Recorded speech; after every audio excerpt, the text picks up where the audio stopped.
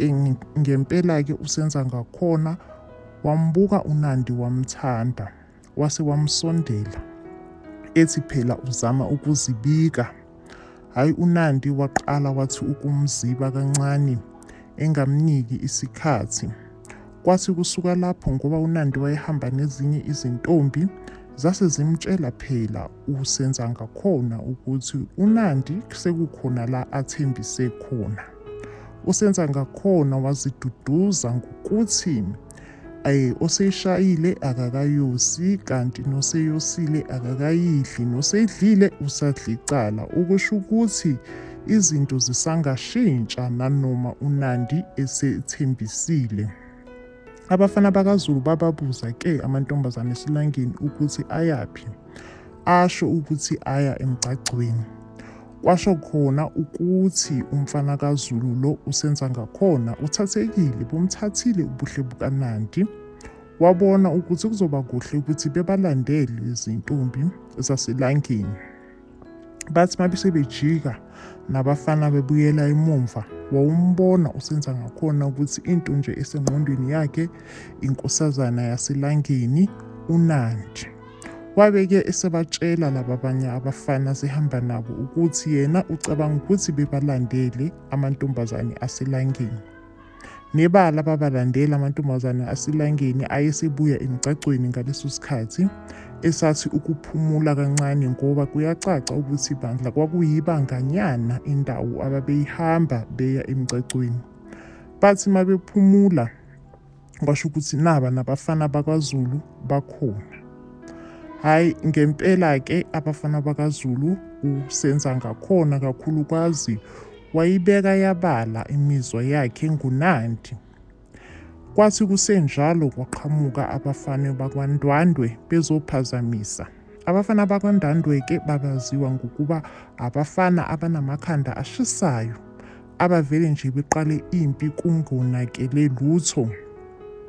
Basukela-ke baqala amantombazane aselangeni bethi bayawahlukuhlukumeza nyana amantombazana. Bafika-ke abafana bakwaZulu zakhala phezulu beshayana abakwaNdwandwe nabakwaZulu. Kwathi ngeshwa lo owayelwa noSenzangakhona washayeka phansi ngetshe ekhanda washona. Kusho ukuthi sekushone umfana wakwaNdwandwe. Wathukuthela-ke umfana wakwaNdwandwe obizwa ngokuthiwa uZwide, naye owayezwala inkosi yakwaNdwandwe. Wathi akunabhubazi lemvu ladliwa yingwe kwacwila iziziba. Okusho ukuthi wayebasongela-ke abafana bakwaZulu ukuthi basazoziphindisela ngoba nakho phela sekwenzeke umshophi kwashona omunye wabo. Hhayi-ke amaNdwandwe ajika abuyela emuva eya kubo ebomvu, ethukuthele, egane unwabu, efunga nanokufunga ukuthi abakwaZulu bayiqalile impi futhi kumele beyimele. AbakwaNdwandwe-ke babekhungathwe nayisomiso, okusho ukuthi babe nendlala. Le mpi yayibajabulisa ngoba phela babesebeplene nanokuthi bazofike betshontshe imfuyo yakoZulu, ngoba nakho bona bengenakho ukudla kahle since besahlaselwe yisomiso. Umuntu owayephehla lonke lolu dweshu kwakuwumntwana wenkosi uZwide. Wathi mayefika uZwide kuyise emtshela ukuthi abakwaZulu bafike babasukela emfuleni, bebasukele nje baze bashonelwa umunye wabo. Ubaba wakhe uZwide wayazi kahle ukuthi ingane yakhe le inekhanda elishisayo, ixabhelwa yikhanda, ivele nje ihambe isukele impi ile kude ukunayo. Wayengayingeni-ke leyo.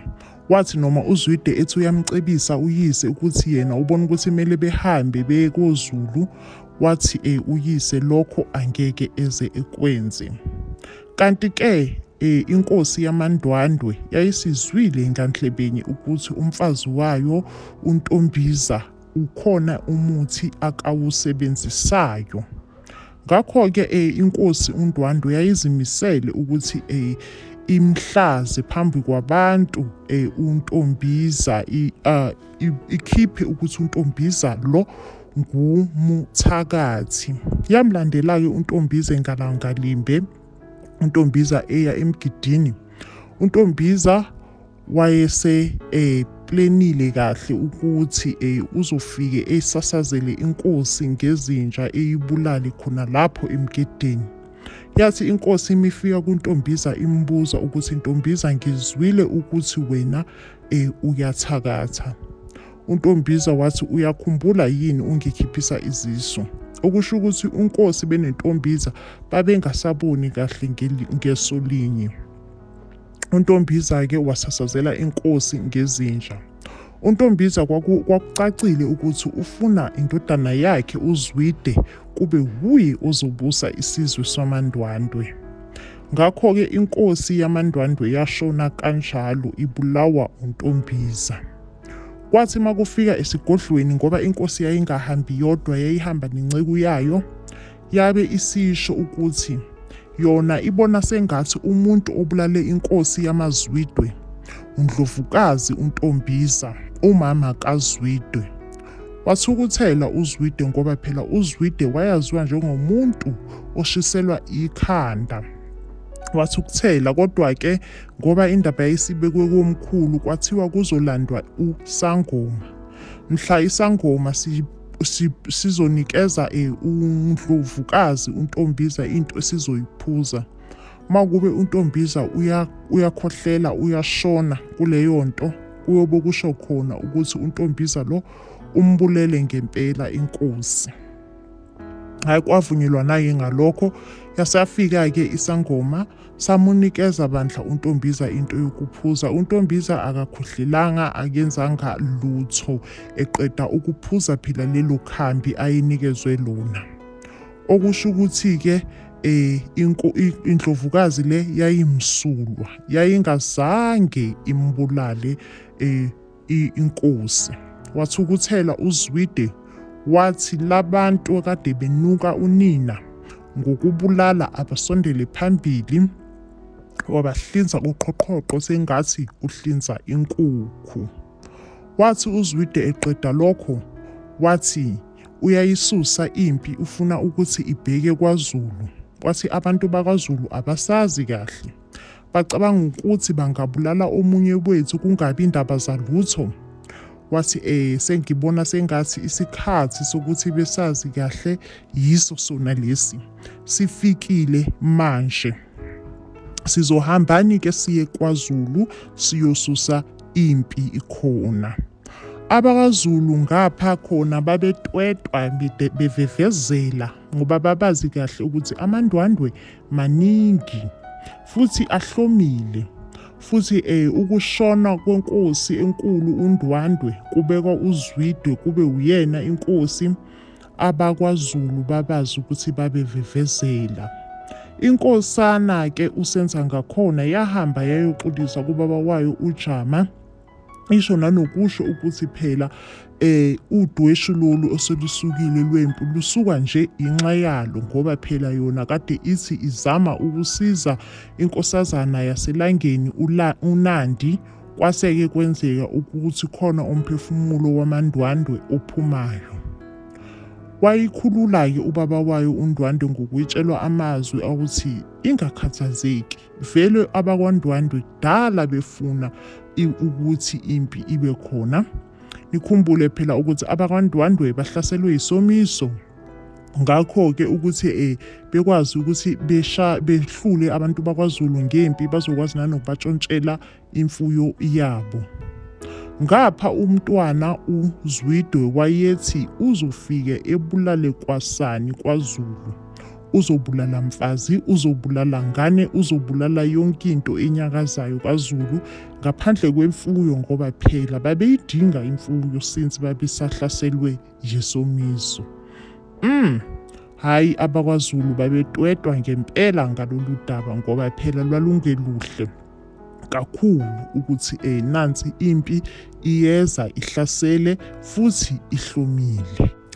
AbakwaZulu-ke bahlala phansi babonisana, babona ukuthi bona beyisizwe sakwaZulu bancane, abantu bakwaNdwandwe baningi, bebaningi nje banomona ngoba balambile. Isisu sendoda elambile ingamenza ukuthi yenze noma yini ukuze isisu sayo sisuthe. AbakaZwide babona sebekungcono ukuthi behambe beyofuna usizo kwamanye amakhosi. Wathi uSenzangakhona uyazama ukuthi yena ubona kungcono ukuthi ehambe eye elangeni eyocela usizo khona.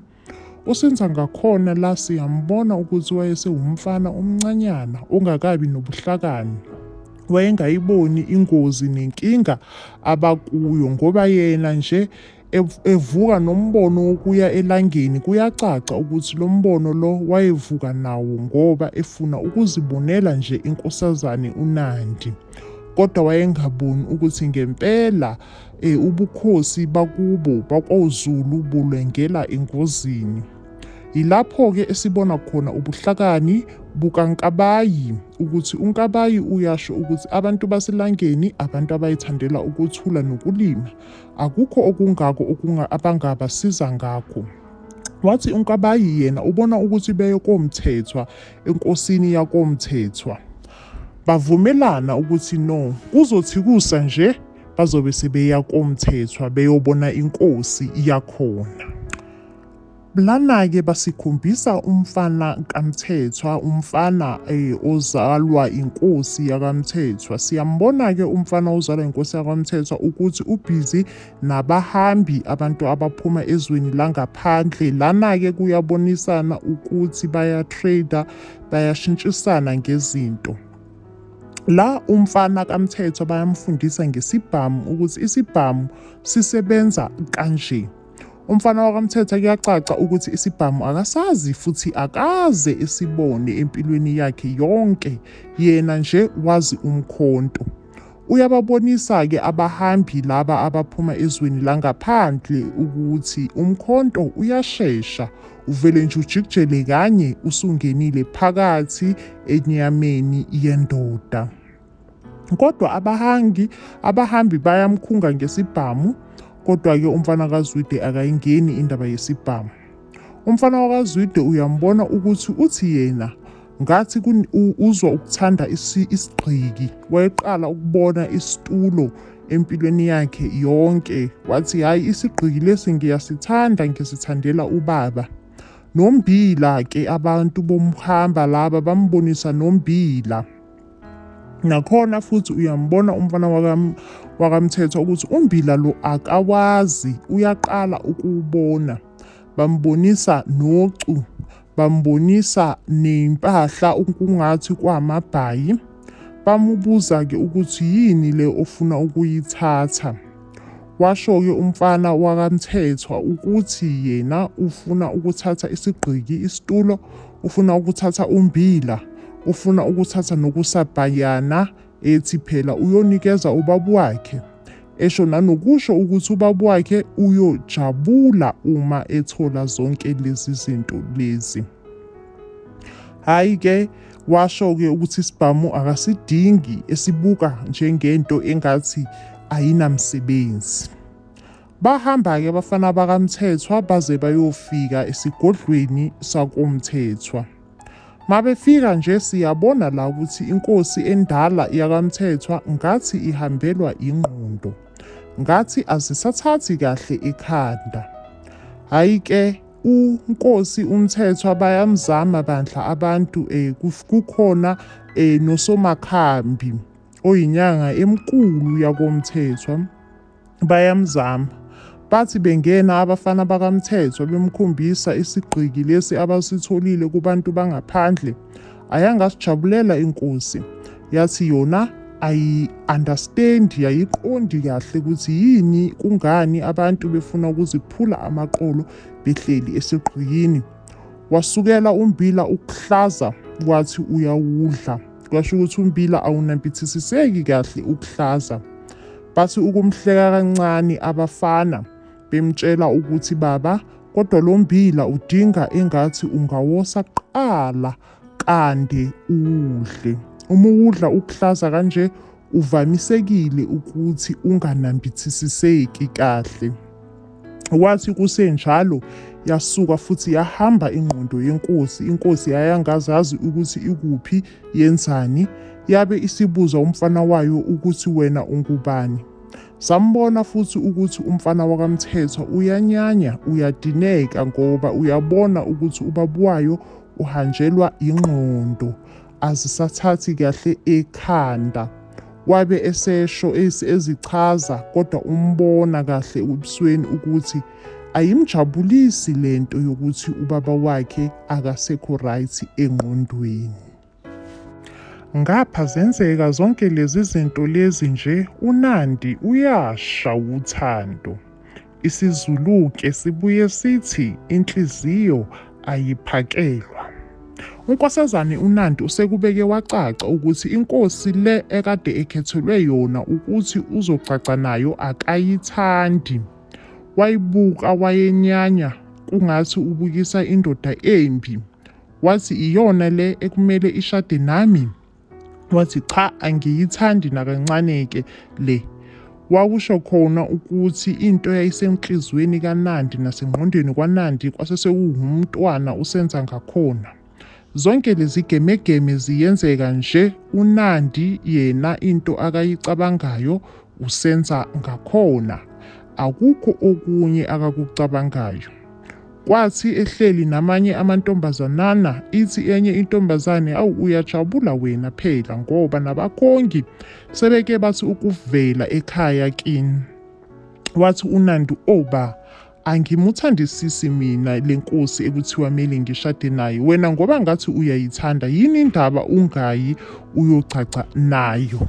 Kwathi kusenjalo wabe eluqhaqha ucu lakhe uNandi ethi yena olwakhe ucu uyolinika lo elimlinganayo nelumfanele.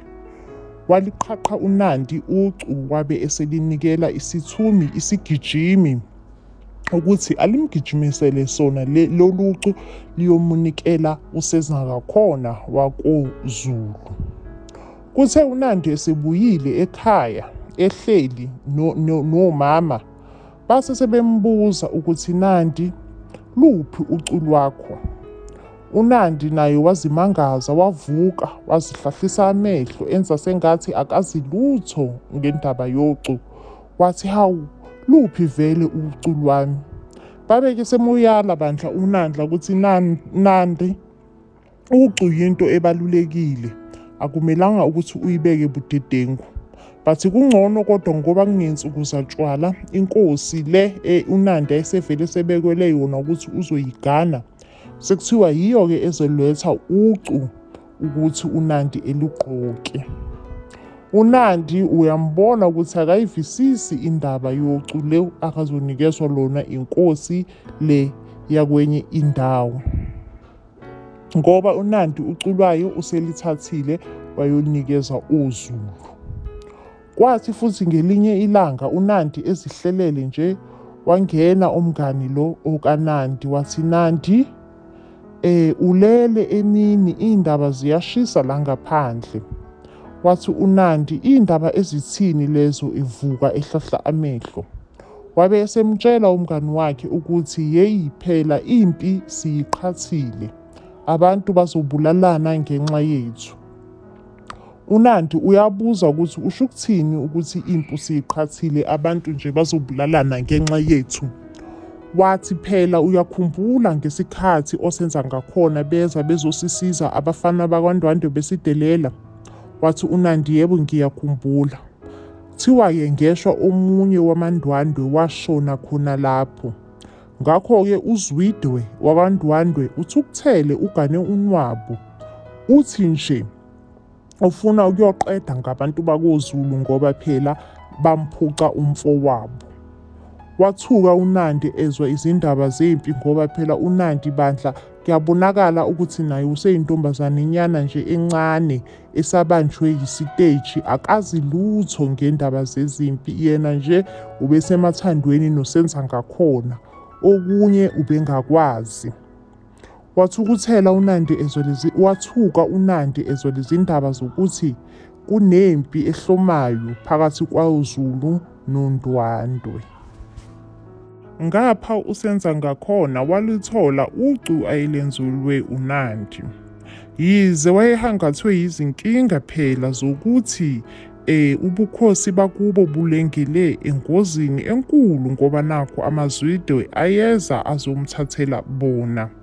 Kodwa noma kunjalo wathi melibona ucu lukaNandi ibhakuze inhliziyo ithi bhaku ubhaku.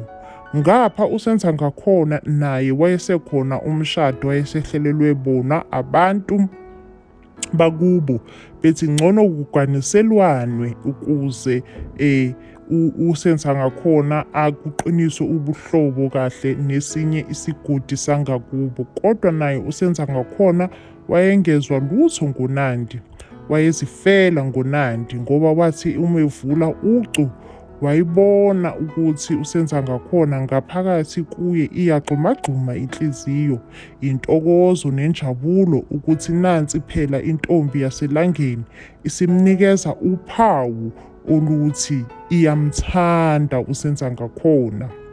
Kodwa-ke uSenzangakhona usakhungethwe yinkinga enkulu futhi uSenzangakhona akakabi esimeni sokuthi angakhuluma ezomathando ngoba phela nakhu isigodi sakubo sisalungiselela impi le ekumele behambe beyoyiphunga namandwandwe. Kwathi kusenjalo wagula-ke uJama wawa, kwabonakala ukuthi uJama lo useyagula, ugula nje kabi futhi egula nje ubangwa nezimpi. Kwase kuthiwa kuphuthunywe kubizwe isalamuzi esizofike sibatshele phela ukuthi inkosi uJama lo egula nje uguliswa yintoni. Wawusulibona bandla ikhehla ukuthi no, lona ligulisa ukuthi sindala insimbi, dala igudla. Usuyabona ukuthi isikhathi sayo sifikile kahle kahle. Kodwa-ke ngoba inkosi le yayigula ngesikhathi esibi, ngapha amandwandwe azohlasela, ngapha insimbi endala yakwaZulu, usuyabona ukuthi yona sekumele engabe isiyagoba ngoba insimbi indala. Safika-ke bandla isalamuzi, safika sayibheka inkosi, kodwa wawusubona ukuthi isalamuzi nje asinakho ekutheni esingakwenza ukuthi sisize inkosi. Kodwa yathi inkosi uma iphaphama, isalamuzi sayitshela ukuthi nginesiprofesi, futhi lesi profethi nje nginaso, ngiyathemba ukuthi nawe usibonile ngalesikhathi usazumekile. Yasho inkosi ukuthi ibone imikhonto ibomvu, yabona abantu abaningi ngamakhulungwane begobela inkosi. Le nkosi le iyobusa isizwe esikhulu kakhulu. Wabe esethi-ke umprofesi, ozalweni lwakho, ogazini lwakho kuyophuma inkosi enkulu eyobusa amakhosi ngamakhosikazi, eyoba yinkosi ukudlula ezinye izinkosi ezisake zaba khona la emhlabeni. Wase wathi-ke kulempi le ezayo engiyibonayo, angiboni kukuhle ukuthi uSenzangakhona ahambe naye ayolwa, ngoba uSenzangakhona uma engahamba angeke abuye. Engeke ebuye nje uSenzangakhona, ungakhohlwa ukuthi uSenzangakhona iyona nkosana yakho onayo, uzinyobulala lo, owokuqala owokugcina, awunaye enye inkosana onayo. Ngakho-ke isiprofesi sami sithi uSenzangakhona akathathe abesifazane nezingane nemfuyo behambe beyothukusa la abayothukusa khona. Labe selibuza bandla ikhehla lihefuzela, usubona ukuthi nokuphefumula kunzima manje ekhehleni. Lithi, ngabe uSenzangakhona wami loyo oyoba yinkosi yamakhosikazi? Yaphendula isalamuzi sathi, wena qinisekisa nje ukuthi uSenzangakhona lo akayi empini. Ya, wawusubona ukuthi koZulu kunzima. Hhayi, nebala-ke ikhehla lavele labuya lamtshela uNkabayi kaJama owayeyisithenjwa senkosi ngaleso sikhathi ukuthi akaboni kukuhle ukuthi uSenzangakhona lo eye empini, ngoba uSenzangakhona iyona nkosana akanayo. Manje akaboni-ke kukuhle ukuthi uSenzangakhona kube uyena oya empini. Ubona ukuthi uSenzangakhona kumele ehambe eyocasha. Hhayi, sona le senzo sokuthi uSenzangakhona kube kuwuye oqale impi, ngoba phela uSenzangakhona uyiqalile impi namantombazane aselangeni oNandi. Kodwa manje abantu abasebezofa befela into abangayazi yilaba amabutho akoZulu. uSenzangakhona yena sekumele ayocasha. Angiyiboni iyinto e-right le mina njengo-admin, umuntu onixoxela le ndaba manje ukuthi uSenzangakhona yena impilo yakhe izoba safe, kodwa kuwuye oqale impi. Wabuka uNkabayi ebona ukuthi ubaba wakhe uJama esengafa noma kunini. Wabona kubalulekile ukuthi abavele besale sebephuthumela komthethwa beyocela phela ukuthi bebaxhase kulempi abazobhekana nayo yakwaNdwandwe. Nebala-ke bavuka bahamba. uNkabayi uyambona ukuthi umuntu wesifazane owayeqinile, enesibindi esimangazayo. Nohambo ababelihamba ukuya kwaMthethwa kwakuwuhambo olude, kodwa-ke bahamba baya koMthethwa. Bathi mabefika koMthethwa basichaza bandla ukuthi baze nje la bazocela ukuthi bexhaswe, bethumelelwe amabutho abo ahlangane namabutho akoZulu, behambe beyolwa amaNdwandwe, ngoba amaNdwandwe azimisele ukuthi afuna ukubaphatha. Inkosi yakoMthethwa noma ubone ukuthi ingqondo yayisihamba kahle, yayingasakwazi ukucabanga kahle njengeqhawe, kodwa yavuma yathi hhayi, mina angiyiboni inkinga ukuthi abantu bami bakaMthethwa behambe beyoncedisana nani abantu bakaZulu ukuthi niphunge lempi enibhekene nayo yakwaNdwandwe. Inqobo nje masizoqala la esake sathi ukudlula khona ngaphambilini, sadlula isiphetho singaphumanga, esokuthi uNkabayi lo akeze ezogcagcela la koMthethwa. uNkabayi-ke kuthiwa wayeyinkosazane engakaze ishade igane, ngoba wathembisa ukuthi yena ngempilo yakhe yonke uzoyithatha encedise ubukhosi bakubo boZulu ukuthi buthuthuke. Ngakho-ke uNkabayi kuthiwa ziningi izinsizwa ezazimushela ngesikhathi sakhe esemusha, zimuzama ngapha nangapha, zithi awugana phela ntombi, ngafa inhlamba kanyoko. Kodwa uNkabayi kuthiwa wayengayingeni nje sidalo indaba yokugana. Lokhu okusho ukuthi uNkabayi kungenzeka ukuthi washona nje eyitshitshi, ngoba phela ngaphambilini umuntu kwakumele egane noma eshade kuqala kanti ehlangane nendoda. Ngakho-ke inkosi le uMthethwa shuthi yamubuka uNkabayi, yamuthanda, yafisa ukuthi uNkabayi engeza ezogcagcela koMthethwa. Kodwa-ke uNkabayi kuthiwa wayengasiyena umuntu wesifazane owayenesifiso sokugcagca, yena nje wayezifunela ukuhlala kubo, ethuthukise ubukhosi bakubo. Kodwa-ke inkosi uMthethwa yathi ngoba uNkabayi ngathi akasiboni isidingo sokuthi ezogcagcelwa kwaMthethwa, nayo ngathi ayiboni ukuthi izokwazi ukuthi ibasize oZulu kulolu daba ababhekene nalo phela lokuthi kumele behambe beyophunga impi le abasebeyiqalile yakoNdwandwe. Zaba buhlungu futhi lezi ndaba koZulu manje sebethola ukuthi ngathi abantu bakaMthethwa abakwazi ukubasiza kahle. Kuthiwa-ke uNkabayi kwakuwumuntu wesifazane ohlakaniphile futhi onamaqhinga, Wahamba-ke wanyonyobela indodana yenkosi yakaMthethwa le ekwakuthiwa indodana enobukhaliphi. Yathi ngiyabona sengathi ikhehla bandla lidala nje nengqondo isikhathele, ikhehla asisakwazi kahle ukucabanga.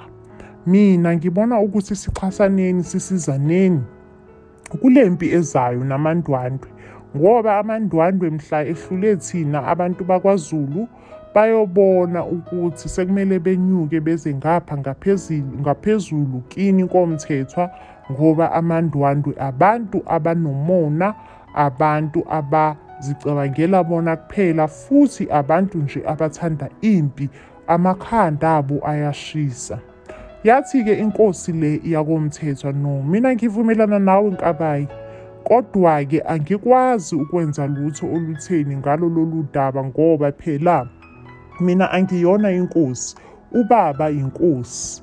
Yasho nanokusho futhi umntwana wenkosi ukuthi yena ukube kuya ngaye ngabe amabutho asehlomile aseyamasha manje, kodwa-ke izandla zakhe zigoqene, ngoba phela ubaba wakhe uyena oyinkosi, yena akayona inkosi. Ngakho-ke akakwazi ukuleqa izwi lenkosi ngaphezulu. Wathi kodwa sithembe ukuthi kusasa ekuseni ubaba uyobe sezicabange kahle, esekwazi ukuthatha isinqumo esizwakalayo. Wathi uNkabayi, ayi cha, asinayo impela ikusasa ekuseni. Bengifisa ukuba ikusasa ekuseni sinalo, kodwa-ke ikusasa ekuseni asinalo. Isinqumo kumele sithathwe khona manje. Kwacaca-ke ukuthi abantu boZulu babeluhambele into engekho, uhambo lolu abaluthatha phela bebhekisele koMthethwa, ngoba abasizakalanga koMthethwa, babuya nje belambatha bengenawo amabutho labo akade bethembe ukuthi bazowathola koMthethwa. Babuya bezishayela belambatha, sebebona ukuthi hhayi no, kubi futhi lokhu kwangempela, ngoba abantu bakoZulu laba yibona esekumele bebhekane nabantu bakondwandwe bona bodwa, bazobe bengenayo umuntu ngisho noyedwa ongabasiza. Kwase kucacile-ke ukuthi abantu bakaZulu sekumele bebuye belungiselele amabutho wabo, bewaqeqeshele impi le ezobe itholene phezulu namandwandwe, futhi nje bazohamba bebodwa bengenawo umuntu ongabasiza. Ngale kwaNdwandwe uQueen uNtombiza, uNdlunkulu uNtombiza wayezama ukusiza eqinisa umntanakhe ngobuthakathi lobu ayebenza ukuthi phela ingane yakhe iqine, ibuye empi iphephile. So uQueen uNtombiza wakubona kubalulekile ukuthi emqinise uZwide, emqinisele ukuthi ebuye ephephile. uZwide impela yena wayeyindoda enebuhlungu, ngoba wathatha ingane ena-14 nje kuphela, wayitshela ukuthi namhlanje nsizwa uyindoda nje, nawe uzohamba uye empini. Uya empini nje uzofike ubulale lapha phambili, ubuke futhi amadoda ebulawa. Washo nanokusho ukuthi akuyena into engazigqaja nento indoda ekumele ingakwenzi leyo. Indoda kumele ikhule. Washo ukuthi namhlanje uyakhula-ke mfana wami, uba yindoda, ujona impi nawe. Kwathi ubhuti kaZwide ethi naye uyafisa bandla ukujona impi, engene ebe yingxenye yempi, kodwa uZwide wamuvimba, wathi wena usuyofuna ukuthatha ubuqhawe ngempi, ekubeni kade ushilo ukuthi impi wena awuyifuni. Wathi wena angikufuni nje sidalo eduze kwale mpi, le mpi le eyami, futhi ngiyothi mhla ngibusa noma ngiyinqoba kuyobhalwa mina emlandweni ukuthi imina umuntu owanqoba oZulu, hhayi wena awuyi lapho. Ngapha usenza ngakhona uhleli nabangani bakhe, usenza ngakhona ushaywa amahloni wokuthi yena angeke ezebe yingxenye yempi, kodwa-ke akakhoni ukubatshela ngqo emehlweni abangani bakhe ukuthi yena senza ngakhona angeke ezebe yingxenye yempi.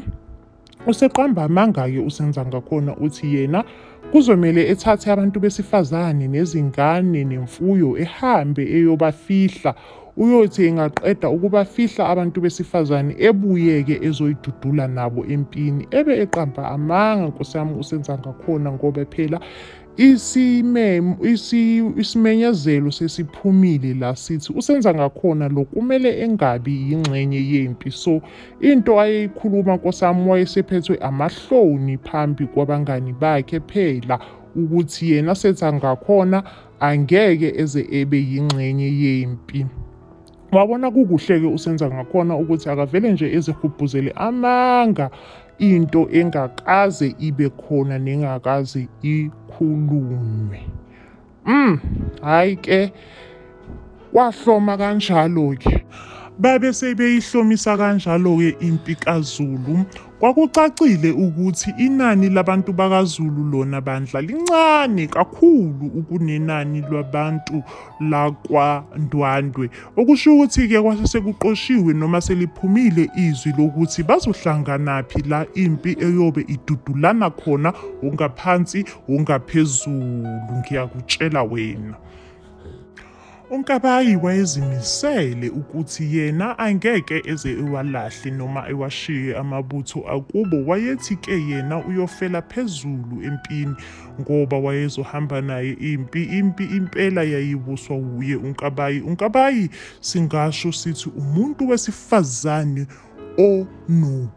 onesibindi nobuhlakani ungakaze ububone, kakhulukazi ngoba phela ngaleza yinkathi ezazisemuva kakhulu ezazithanda futhi ukuthi zicindezele abantu besifazane. Kodwa no, uNkabayi siyambona ukuthi wayewumuntu wesifazane onobuhlakani obuphindaphindiwe. Indlela akabubonisa ngayo ubuhlakani nobuchule bakhe, uyabona ukuthi no, uNkabayi wayewumuntu wesifazane owayehlakaniphe ngendlela emangalisayo. So impi-ke yayiholwa uNkabayi engahambi yedwa, ehambisana nesithuli senkosi. Ngempela-ke usenza ngakhona njengokushiwo kwakushiwe khona ukuthi usenza ngakhona uyohamba eyocakasha ethukusise abantu besifazane nemfuyo.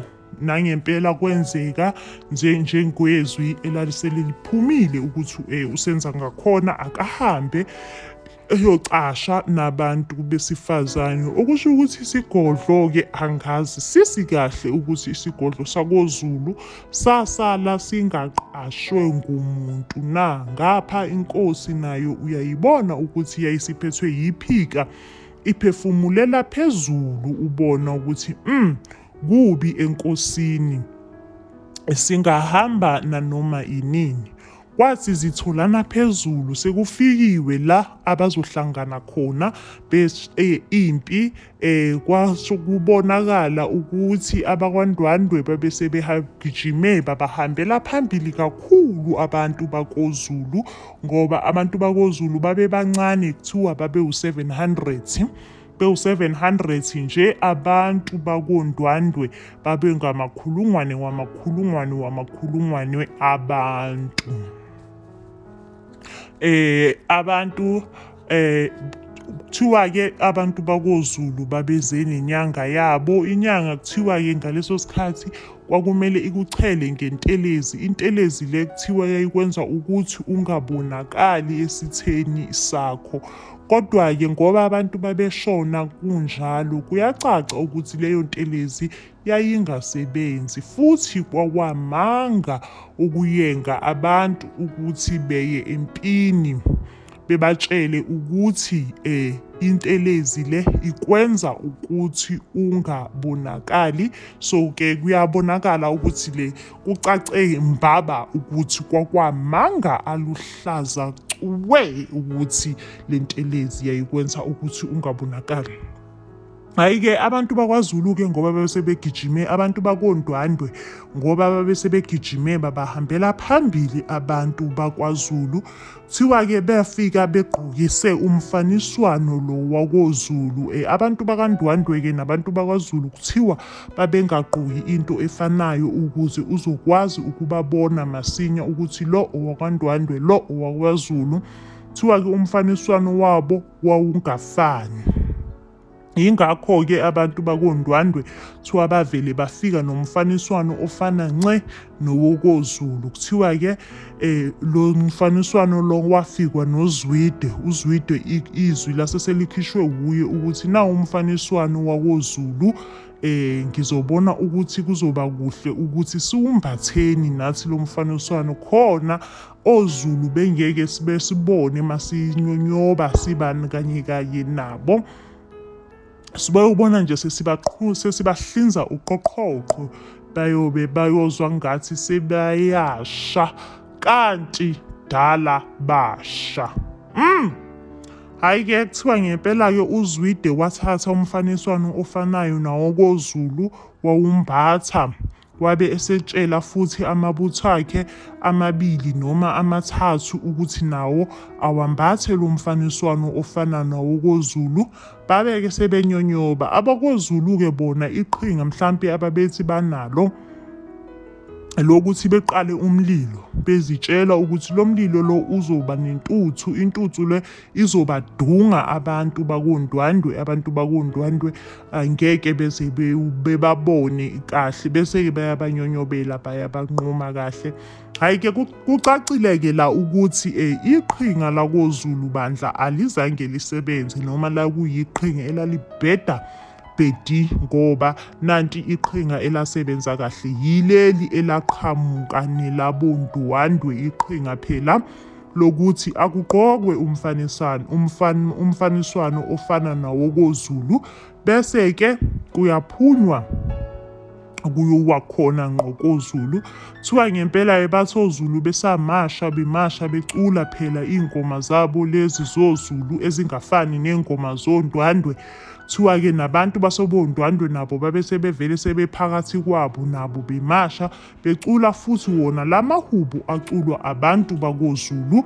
Kanti nje bemasha nje abantu bakondwandwe banemnontuzana, banomcabango nomqondo wokuthi bona bafuna ukuhlaba uqhoqhoqho koZulu.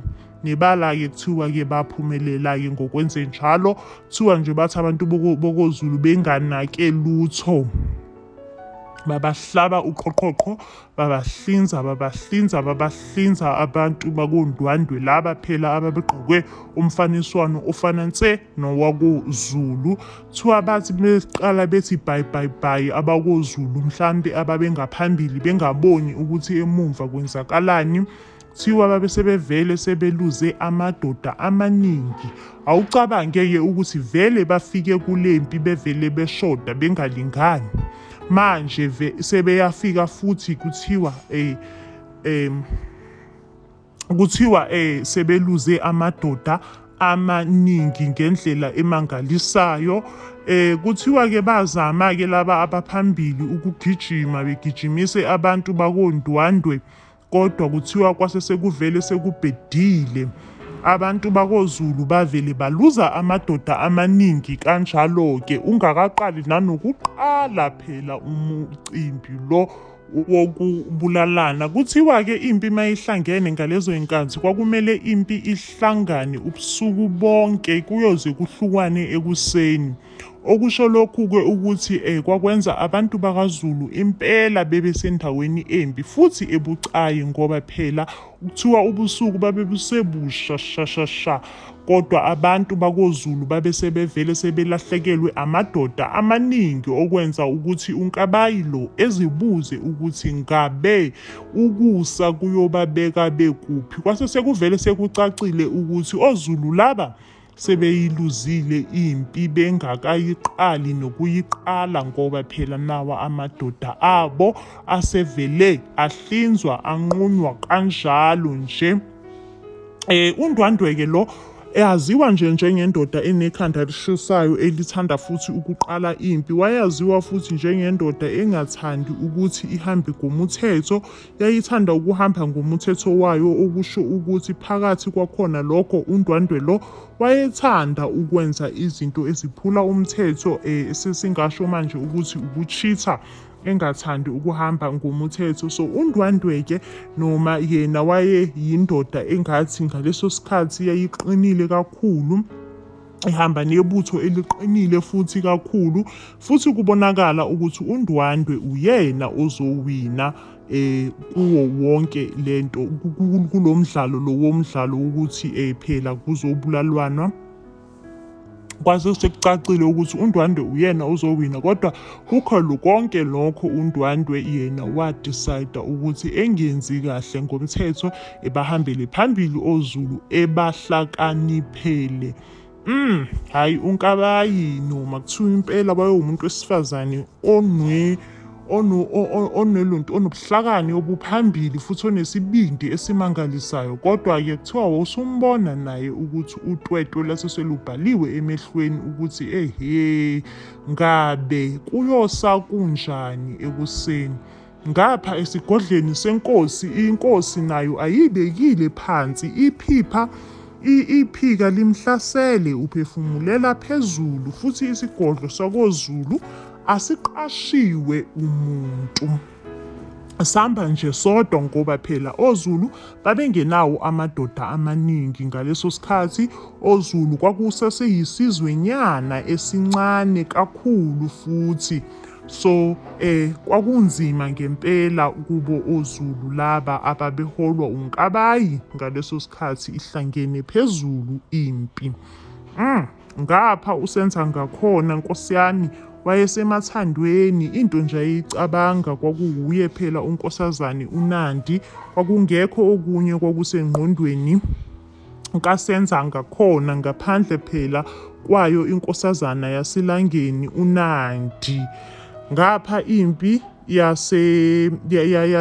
ngapha yayihlangene ngaphezulu, kuwongaphansi wongaphezulu, wongaphansi wongaphezulu, kunzima kumanzi iphansi. Kodwa-ke yize kunjalo kwakubalulekile kakhulu ukuthi imfuyo yakoZulu ithole ukufuthumala, ithole ukuphepha kuso sonke isimo lesi esasisenzeka, ngoba phela noma kungathiwa kwakungasinda amadoda amathathu noma amadoda amahlanu, kodwa lawo madoda kwakumele ethole into yokuya ngasethunjini ezokwazi phela ukusinda.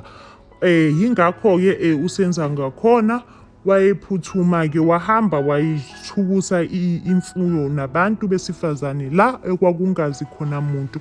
Kodwa-ke ngoba kwase sekucacile ukuthi isizwe lesi sakwaZulu kwakuyisizwe esincane, okusho ukuthi nabantu besifazane bakhona kwakuwabantu besifazane ababengabaningi kakhulu, kwakuwabantu nje besifazane nabo abancane.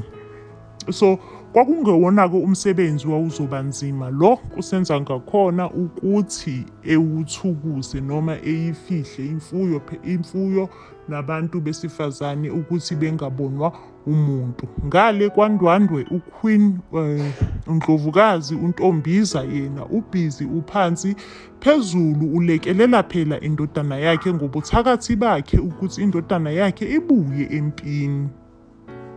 Kuthiwa-ke wayezama ngale ukuthi eyiqinise indodana yakhe ukuthi noma ingahlangana nesitha, isitha sivele nje singaboni lutho, sikhangwe inkungu yokuthi asiboni ukuthi ubani yena lo oyihlasele indodana yayo uZwide. Ngapha empini amadoda akaZulu ayeselele phansi amaningi wayo, ngoba phela ayeseyiluzile bandla impi, ngoba kwase sekucacile phela ukuthi oNdwandwe laba sebeyigijime bayihambela ngaphambili kakhulu oZulu ababonanga nokubona ukuthi bashaywe yini amaNdwandwe esephakathi kwawo oZulu bengabonanga nanokubona ukuthi ngabe amandwandwe angena hayi. Siyaphela-ke isiqephu sanamhlanje uShaka uLembe, siphela kanjalo.